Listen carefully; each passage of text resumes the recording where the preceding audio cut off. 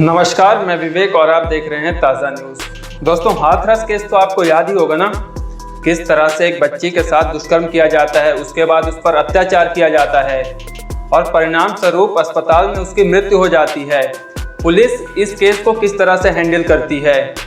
UP के एक छोटे से गाँव का मुद्दा पूरे देश का मुद्दा बन जाता है, सियासी मुद्दा बन जाता है, सियासत में गर्माहट आ जाती है। कांग्रेस बीजेपी पर प्रत्यारोप लगाती है और बीजेपी कांग्रेस पर पलटवार करती है, लेकिन अंत में क्या उस परिवार को न्याय मिला?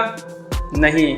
जिसकी जांच अभी तक सीबीआई कर रही है, उस गांव में जाकर सीबीआई कैंप लगाकर पूछताछ कर रही है, लेकिन अभी तक उसको इंसाफ नहीं मिला।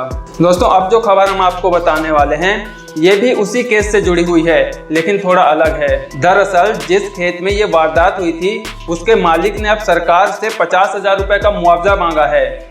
उसका ये कहना है कि वारदात के बाद पुलिस ने उसको उस खेत में जाने से रोक दिया, जिसके वजह से 9 बीघा की जमीन में जो उसने बाजरे की खेती की थी, वो उसकी सिंचाई और कटाई नहीं कर पाया, जिसकी वजह से पूरी फसल बर्बाद हो गई। उसका ये भी कहना है कि 9 बीघे की जमीन पर वो जो खेती थी, उससे 5 लोगों के परिवार का घर चलता था। यदि उसे सरकार की तरफ से मुआवजा नहीं दिया गया तो उसे आर्थिक तंगी का सामना करना पड़ेगा।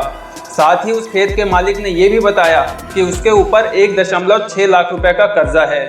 उस किसान के मुआवजा मांगने की वजह यह भी है क्योंकि जब वारदात हो चुकी थी, उसके बाद जब वो खेत में जाना चाहता था, वहां सिंचाई और फसल की कटाई करना चाहता था, तो पुलिस ने उसे ये कहकर रोक दिया कि यदि वो खेत में सिंचाई और कटाई करता है तो वहां पर मौजूद सबूत मिट जाएंगे। वो भी एक कानूनन अपराध है, सबूत मिटाना भी एक कानूनन अपराध होता है, जिसकी वजह से किसान ने फिर कुछ नहीं कहा।